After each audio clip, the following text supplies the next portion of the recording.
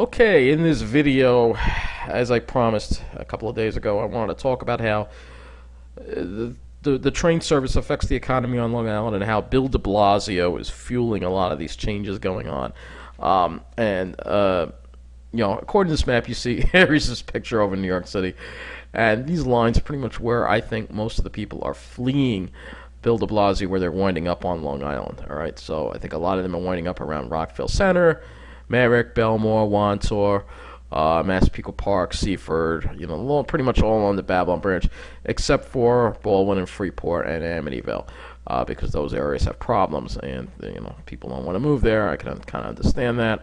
But then again, people are also starting now to move all the way out to Patchogue as well as a result of that, because the diesel train service at Patchogue is better than at Port Jefferson, although it's still not as good as areas further west than Nassau. And of course, people are moving elsewhere, I think, to points along the main line. I think Mineola and Farmingdale in particular are where a lot of people are winding up as well. And of course, people are going along the Port Washington branch to maybe places like Great Neck, Manhasset, and Port Washington as well, though those tend to be very pricey. So a lot of the other people, it's why a lot of people that can't afford this, because this area is actually stagnated. It's because they can't really increase the housing price anymore. So people are actually, like I said, snatching up all the formerly blue collar towns along the Babylon branch because of the good train service, and they're all moving out of the city because of Bill de Blasio. The crime, the homelessness. Is epidemic in the city right now, and they just reelected Bill de Blasio. But what annoys me, and what I've said before, is a lot of these people wound up voting for him, and now they don't want to deal with the mess they made, and they want to come out here and try to turn it into little Brooklyn. And this is especially a problem in a lot of the towns along the South Shore. So what we are going to look at here is how the town's economies are doing, and how we're going to take a look at various you could say levels of different types of businesses in certain towns, and we're going to get into it right now. Now, the first little map I made here is a Long Island walkable to train downtown health. All right, and what I did here is we're looking at the general health of a downtown, how well it's doing, how many people are moving there, and how many people you see on the streets, what kind of businesses are there. A number of factors that I looked at to come up with this map. I may have left some towns out. It's hard to keep track of them all. It really is. But generally here speaking, green is towns that are doing very good. Blue is towns that are doing fair, doing all right, no problems. But they're not necessarily thriving, but they're doing well. Challenged means towns with some problems that are maybe trying to improve and turn around. And red is just ghetto, straight out ghetto. All right, and so we'll start along, and you notice that most of the greens and the blues, of course, are along the South Shore, which is not exactly a bright thing to do, which I'm going to get to later in this video. We have a lot of investment going on in the South Shore towns. But these towns remain vulnerable to damage due to hurricanes. And so we should be focusing our efforts a little more further north on many of the downtowns that are struggling in the north part of and the central part of the island. You can see here, we'll go over the towns here in the Babylon branch. Valley Stream, I put it in yellow because it is challenged, but it's starting to improve. And let's see, we're going to have to move this here a little further south here just to get this to show Long Beach and everything. Hewlett, doing good, doing fair. Cedarhurst is definitely thriving, lots of places there. Long Beach is definitely thriving. Despite the train service not being great on that line, its proximity to the city helps because it is a short train ride to the city. Rockville Centre, obviously, doing well. And Lynbrook as well, doing very good. But Baldwin and Freeport, definitely ghetto. Definitely ghetto. All right, a lot of problems there in those areas. Gangs, vagrancy, and all kinds of problems. Merrick's doing fair. Belmore's doing good. Again, it all depends on the amount of places that are within walking distance, within a mile or so of the train, how many, types of good, positive businesses there are. Seaford is doing fair. Massapequa Park, as you know, is doing very good. And I put Amityville and Copeg in yellow because they are challenged, but Copeg is starting to turn the corner they're starting to build a lot of those, luxury houses there. So they're trying to get some people with money into Copeg, moving out of the city. And there's that Babylon branch. They're going to have good service. That might attract people despite the fact the neighborhood is challenged. Amityville, the same thing. All right, it's because of the trains. Lindenhurst is already improved a lot, and that's why I'll put it in fair. It used to actually be challenged a couple of years ago, but Lindenhurst, unfortunately, the snobs, for some reason, they just love this Babylon branch, and so you get the same kind of white-collar banking and finance people that are moving along the Babylon branch, and that is, it's pretty much all the towns that they like that Babylon branch because the demographics in a lot of these towns are, 90+% white. They want to be with their own kind. Deal with that. And of course, we know that Babylon is doing very well. Bayshore was challenged. It's doing well too. So is Islip, and Sayville, and especially Patchogue is just thriving. Literally exponential growth in Patchogue right now. Despite it being in diesel territory, it has fairly good train service compared to the other stations in diesel territory. All right, so when we move up to the main line here, Flower Park is doing fair, and so is Stewart Manor. Garden City, just because of its wealth, even though it doesn't have great train service, just because it's always been such a wealthy area, is doing good. And Hempstead, of course, forget about Hempstead. Just forget about it. Mineola is doing, fair. We have some vacancies in Mineola. I'm going to discuss that later. But I think that has to do with the train. I really do. People think the unreliability definitely is hurting us here on the main line. And East Williston is doing fair. We go up to the North Shore, of course. Great Neck and Port Washington are doing well, as well as Manhasset. That could be a blue circle right there as well. They don't have the biggest downtown. Glen Cove it was challenged at one time, but it's actually turning the corner despite being on the Oyster Bay line, despite that. So some towns can defy the odds, even though their train service isn't great. And again, it's probably just because it's on the North Shore. Oyster Bay also doing fair. I wouldn't say it's doing excellent, but it's doing fair. And Green Lawn is doing fair as well. I don't have Huntington in here, even though Huntington is up downtown. It's not even walkable to the train. All right, so I can't even put that in there. Kings Park, somewhat challenged, and Smithtown. Despite some wealth in Smithtown, a lot of things have tanked. At Smithtown, again, and I think that Port Jefferson line being one of the... you're almost better off on the Oyster Bay line. The Port Jefferson line is just so slow. All right, so I'll continue to show you around here. As we head east further, we'll talk about other downtowns. So, Westbury, I actually put in yellow and red, which I know is weird, but because it's sort of challenged, but it's sort of ghetto.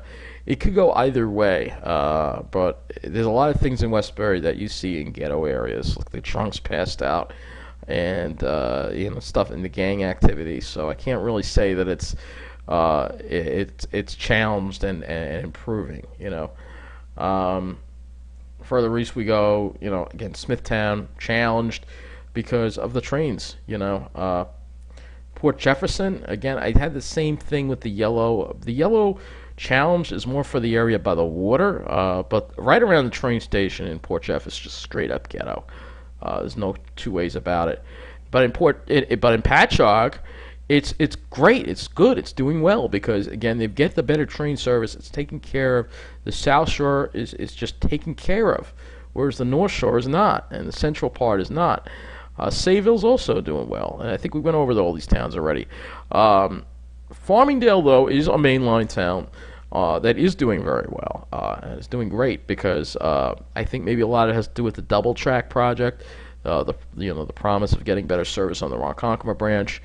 So Farmingdale, for some reason, been able to buck the trend despite being along the main line and having being along the Ronkonkoma line, which has a lot of reliability problems. It's doing well. It's really been able to turn it around amazingly. But anyway, next we're going to look at some other information about towns on Long Island. Now, on this chart, we will be looking at the amount of trendy and modern eateries and downtowns that are walkable to the train station.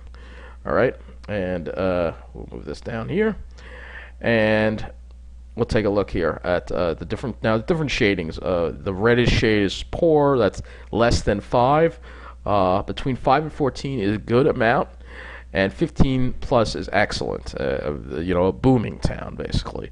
All right, so we'll start here, and you'll see that most of those higher numbers are along, once again, the South Shore. Long Beach 23, they have 23. Cedarhurst has 17. Rockville Centre has the highest amount of any town on Long Island. This is one of the most desirable places to live for these people coming out of the city, because it's a short commute and it's along the Pretty Little Babylon branch. So those two things make this an extremely hot area for a lot of these professionals coming out of the city that frequent these places, and also because of the good train service. A lot of people from outside of the area, from the city, and maybe even other points along the Babylon branch will travel to Rockville Centre to go out to a bar and stuff like that. So again, a lot of these towns along the Babylon branch here are in the green, and Long Beach too. Surprising, 23 trendy places in Long Beach. But then we got goose eggs in Baldwin and Freeport, straight up ghetto areas. That's nothing good going on there. Merrick is doing all right. It's doing fair. It's not the busiest downtown. Belmore has grown quite a bit. Seaford has also, that should be the 5 is in the wrong color there, but Seaford is holding its own, but it's not doing great because again it's overshadowed by all these other towns. Massapequa Park, you have 15 of these trendy places. And Farmingdale, again, has really come up. Again, they've got 16 of them now and growing. And Lindenhurst is also growing. Colpeg's still in the... Amityville is still in the poor right now. They're below 5 trendy places. But I could see that changing, again, as some more of those kind of people move into the area. Lindenhurst has also improved to an 8. Lindenhurst used to be struggling. Babylon, of course, Babylon Village, with all the great train service it gets. Again, the train service plays a big role in this. 28. Even Bayshore, which has struggled in the past, is really starting to boom. Islip's holding its own and doing fair. Sayville's doing excellent. And Patchogue is also booming. 29 of these trendy places in Patchogue. Patchogue is continuing to grow literally faster than any other place. When we pan the map up north, you'll see the difference between Patchogue and Port Jefferson. So the tale of two branches, where the Montauk branch, it has a lot more investment going on, service improvements, and it's paid back in Patchogue, whereas Port Jefferson is just straight up neglected. It's slow, it's unreliable, and it's infrequent, especially on the weekends, and therefore zero. There is nothing trendy in Port Jefferson around the train station. There is a few places if you go downtown, but we're going to get into this later, how the North Shore is just struggling. Smithtown, 8. I mean, they're doing okay, but Smithtown has some struggling going on. You'll see that later. Greenlawn's got a little small downtown. Huntington is too far from the main part of Huntington Village, so it really doesn't even count. We don't even have anything in there. We go west along the main line, my old town, Westbury. 2 trendy places, and I'm being generous here by calling the space trendy because it's not even open all the time. And there's this other place that's what is it called? Cheese? Something like that along by the train station there. That's not even open the Chi Lounge. It's not even open all the time.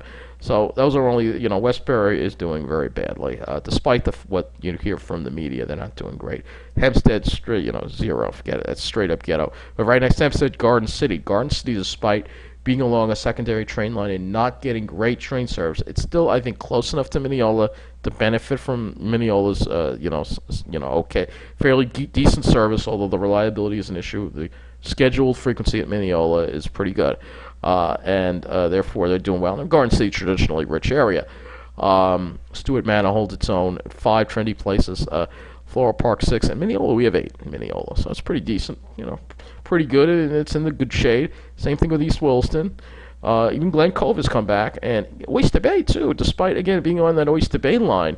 But the Oyster Bay line is even better than the Port Jefferson line. The Port Jeff is just absolute worst, and it's really hurting that area a lot.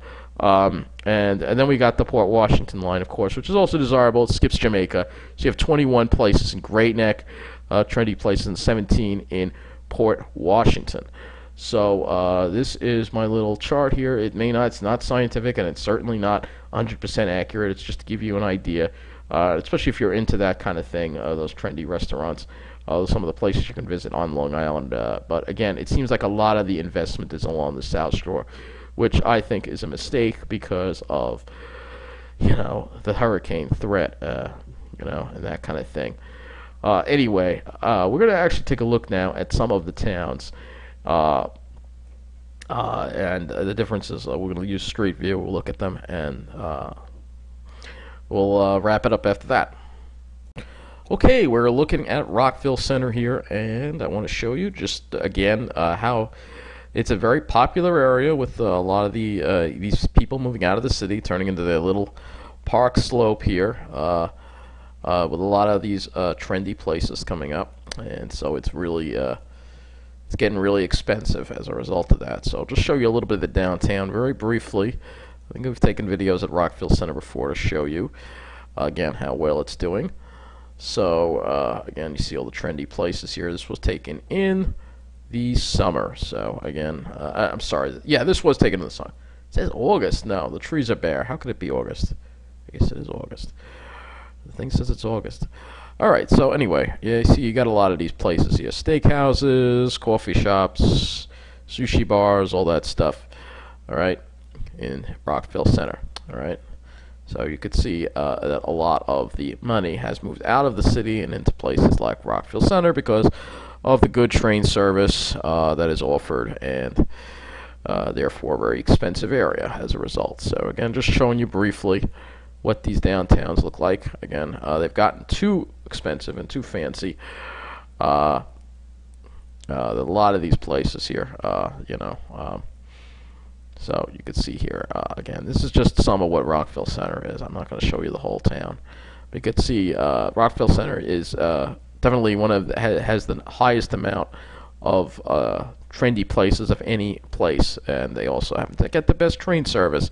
So it's not a coincidence that good train service has a lot to do with the economic health of a town. It's actually very important.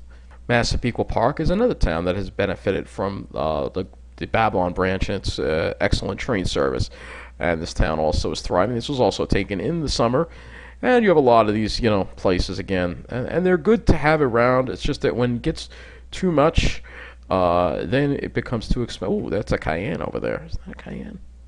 Might be a Cayenne. Can't tell. No, maybe that's a Mazda.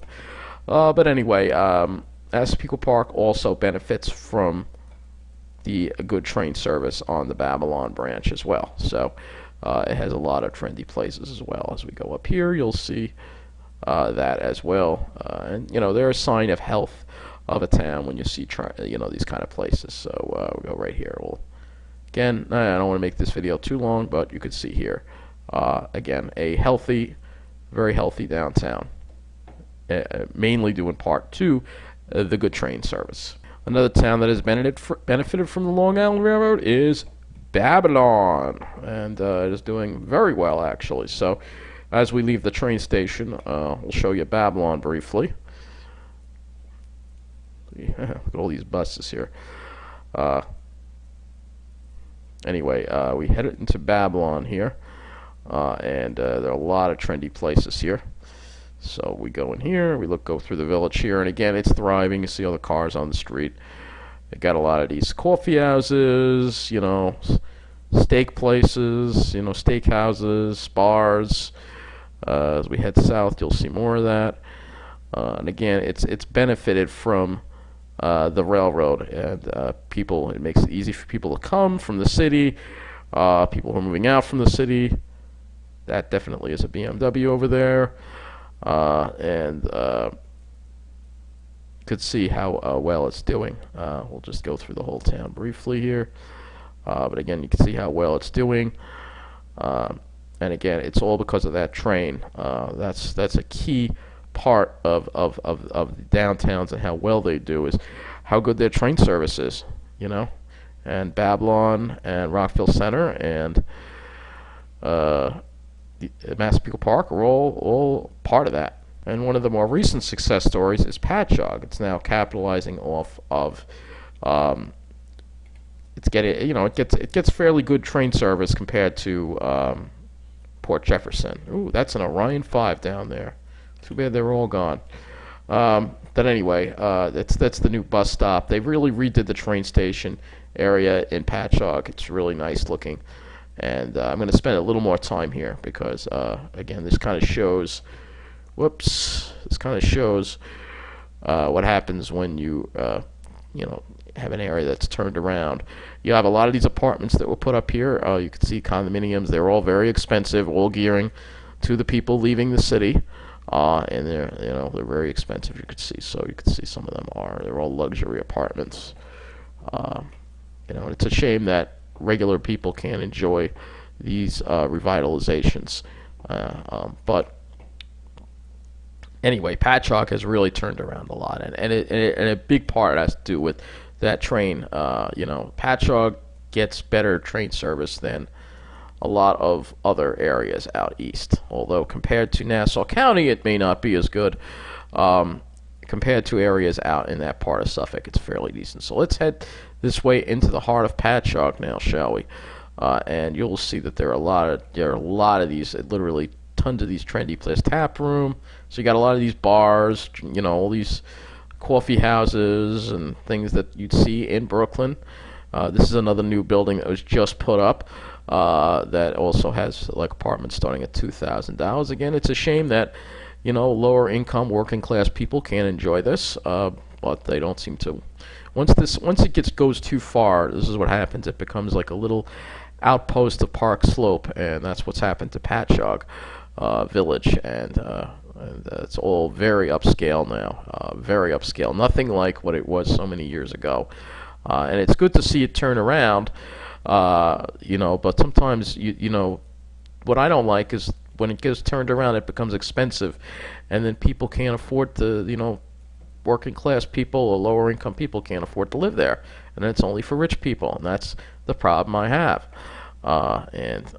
So again, a lot of places, towns can't reach that happy medium. So Patchogue really has turned around quite a bit. It's quite upscale and quite bustling. It almost feels like East Hampton. That's just how upscale it's gotten. You saw my pictures there from the other day, last week when I was there. But you could see it's very upscale now. So it's changed a lot. Patchogue has really turned around a lot for the better. And I mean, it's better than it was, that's for sure. But it's a shame that it's now become so fancy that you have to really be rich to live downtown. And that's the problem I have.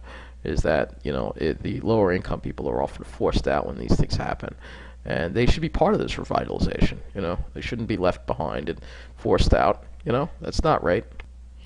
All right, so on the other end of Route 112 from Patchogue is Port Jefferson, and it's a completely different world. Now, the North Shore, traditionally on Long Island, has always been the wealthier, but this is all changing now. The South Shore is now wealthier than the North Shore is. And this is the train station area in Port Jefferson. It looks a lot more neglected. There's a lot less train service on weekends here. Weekday levels are similar, but on weekends, the trains are every 90 minutes. And due to this construction, for the past 3 weekends, they've been every 2 hours. And the trains are very slow on the Port Jefferson line. The infrastructure is ancient. So most people don't make the trip here, and as a result, the area around the train station in Port Jefferson is not very good at all.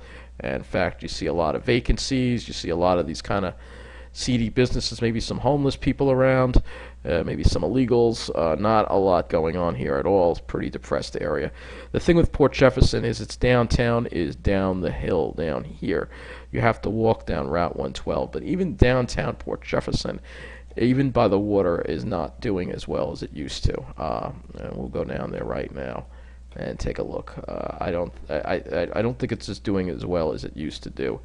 And again, the whole North Shore is struggling. It was in Newsday recently that the real estate prices on the North Shore are actually pretty stagnant compared to the South Shore and the rest of the island. So is this downtown doing well? It's doing all right.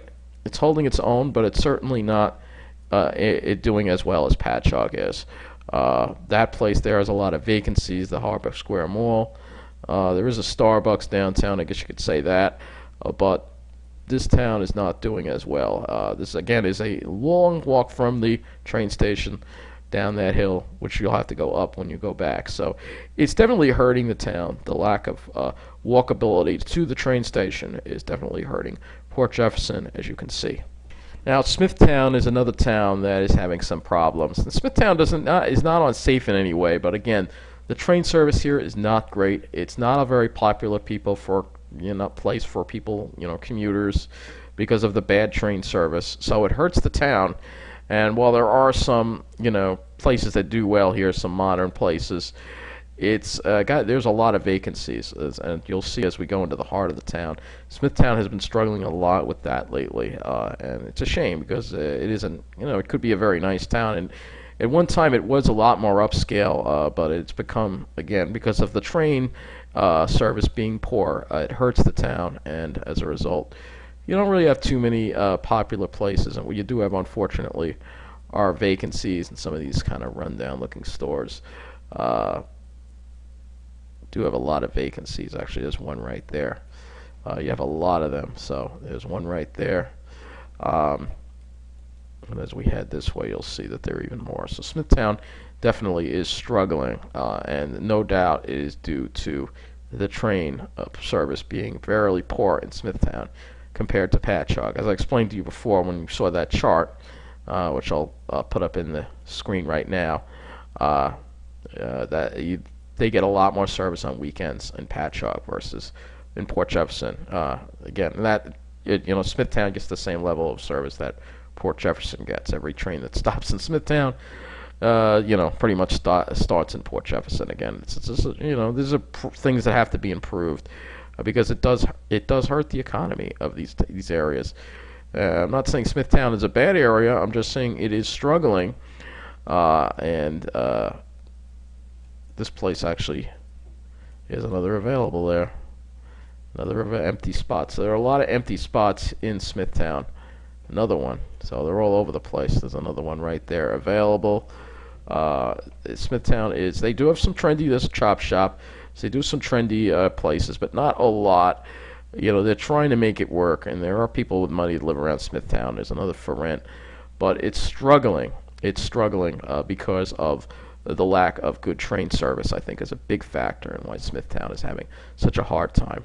Now, Huntington is also another area that has struggled, and even though the village of Huntington actually does quite well, again, the train station, which we'll be approaching, you saw that for lease sign. There's a lot of vacancies around here, and it's not really a downtown area around the train station, but this train station here, while a lot of people use it, there's not a whole lot of transit-oriented development around this train station, and as a result of that, most people just go here, park their car, and leave. And unfortunately, crime is a problem here. People have had their cars broken into. This is quite an issue here, I've read, at the Huntington station. So not the best neighborhood, even though you have all these ample. And again, a lot of it has to do with the service here is not very good, and compared to places like Babylon. And as a result, people, they don't want to take the train, because there's nothing around the train station.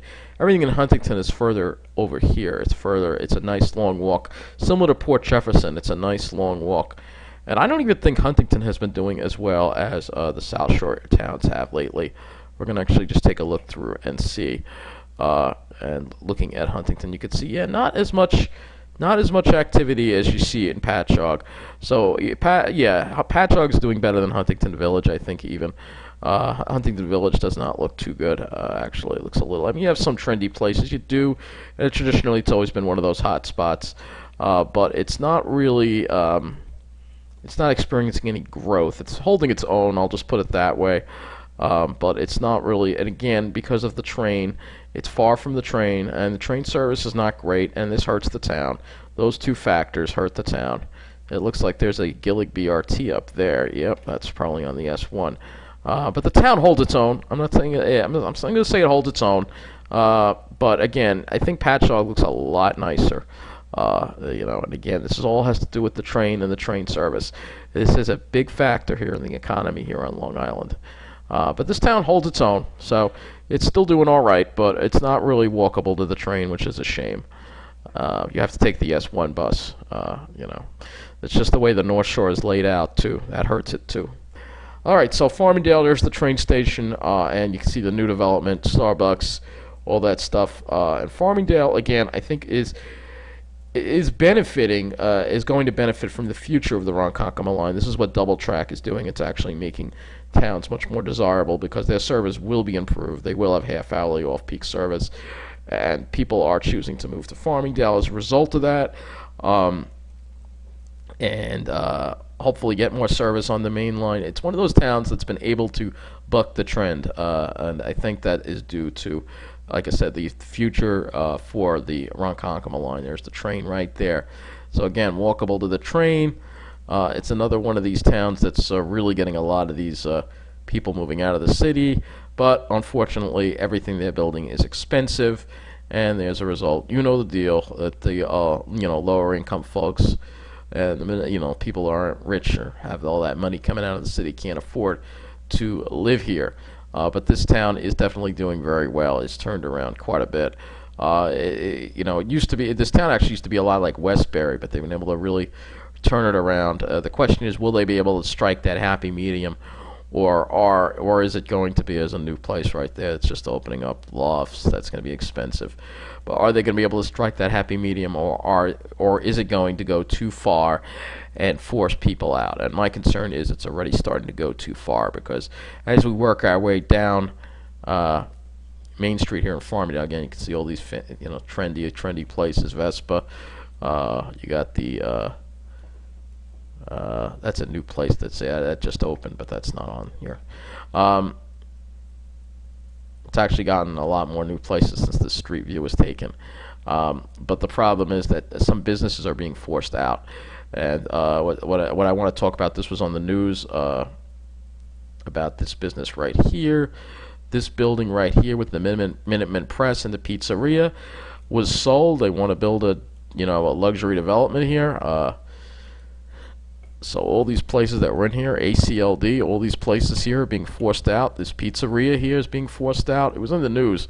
And they want to rebuild this into another upscale development.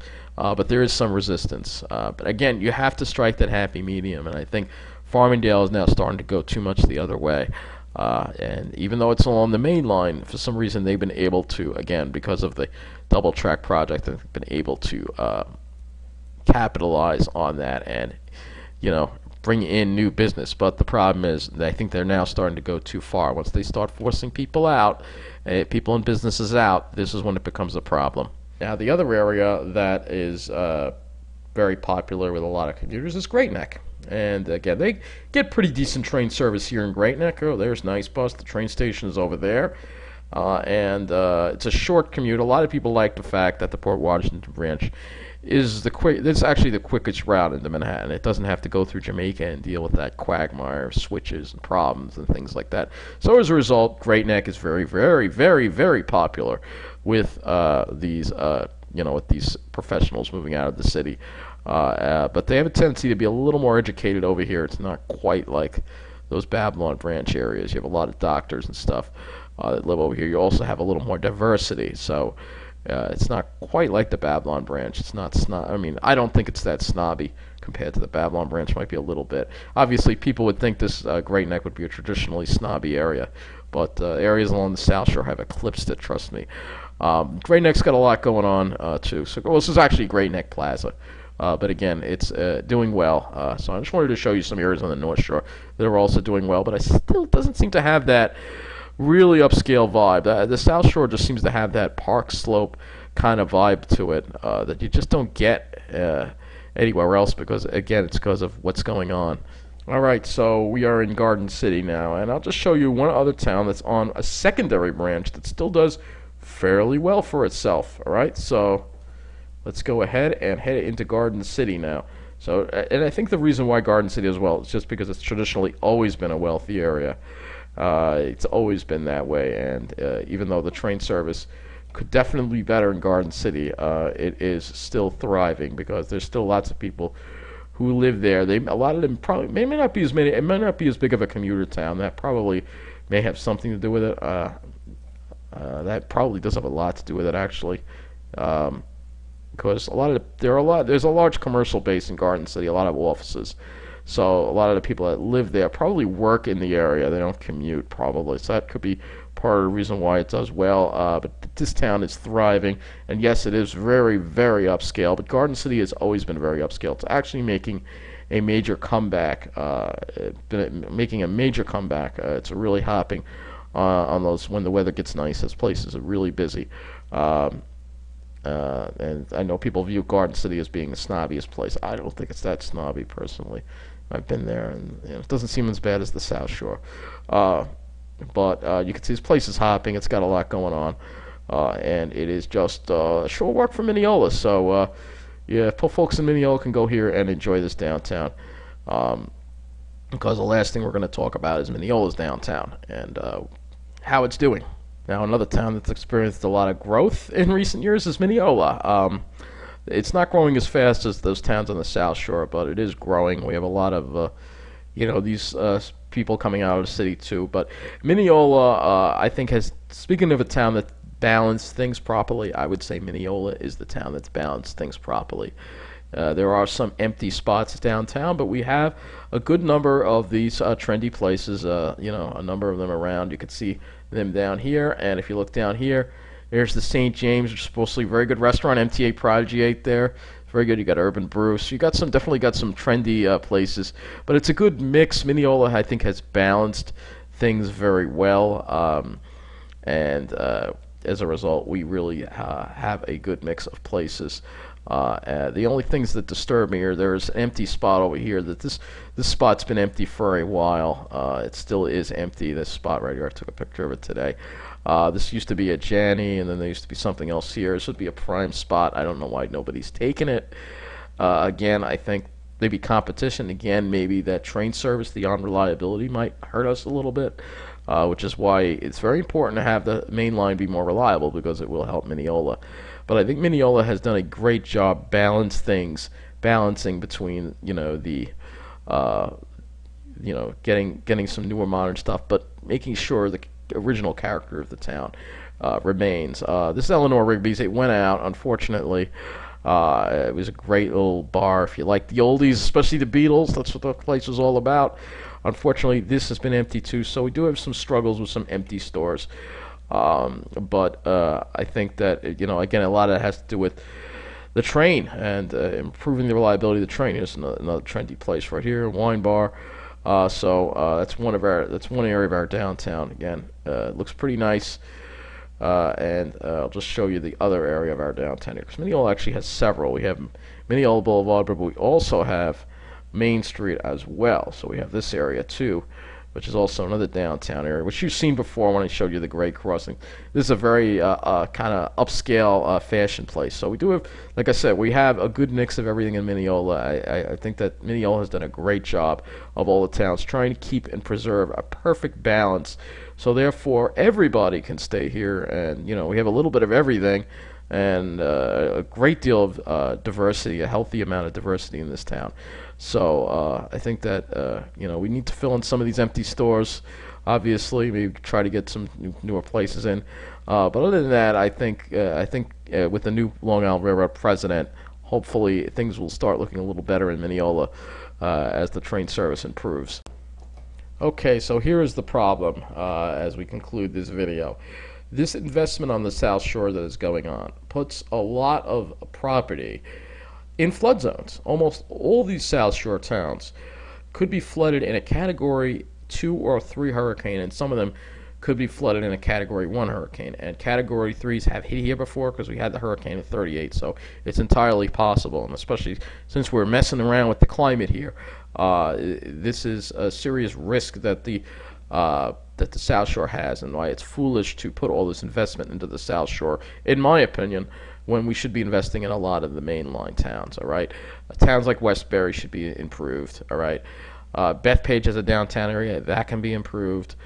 We've got to work on Port Jefferson for certain. That whole Port Jefferson branch should be improved, and Port Jefferson Station, Smithtown, Huntington Station area. These are all areas that should be redeveloped, but with like I spoke about before, we can redevelop it, we can, make it better, but we have to respect the people that were there first.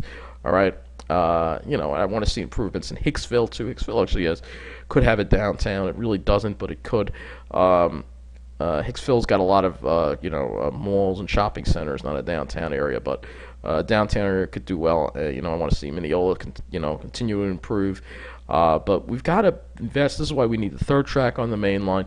This is why we need the double track project, which is almost complete, final stages this summer, out to Ronkonkoma. And we need to pay attention on improving service in the middle of the island, maintaining the tracks in the middle of the island of the North Shore, because we're putting all this money onto the South Shore, and that could literally be washed away by the next hurricane. So it's something to think about. I think it's foolish to be putting all this resources on the South Shore. I'm not saying avoid the South Shore, but what I'm saying is don't put all your eggs in one basket. One guy commented, "Why are you against the development? Why are you for the development? Blah blah blah." Look, I'm against development in the Pine Barrens and knocking down trees, but when it comes to downtowns and areas around train station, I wholeheartedly support redevelopment, and that's what we need: more walkable communities, so less people are driving around and more people are taking mass transit. But we need to do it everywhere, not just on the South Shore. All right. So that is it for this video. Take care.